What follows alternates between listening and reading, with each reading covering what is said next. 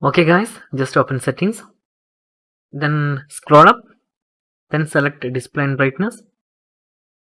Then you can see the option is truetone under the brightness controller. Just tap on it. You can easily turn on by tapping it, and also you can turn off by tapping again. Okay, it's a very simple tutorial. Two-tone means if you turn on the two-tone, the phone automatically adapt to the ambient color of your phone screen in any conditions. Okay, and give you a two-tone result. That's it. Okay guys, it's one of the very simple tutorial. If you need any kind of Android or iPhone tutorial, just comment below. I will post your replies as videos. Okay.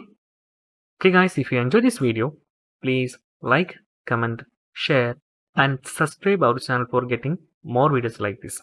Okay guys, thank you so much for watching. Have a nice day. Bye bye.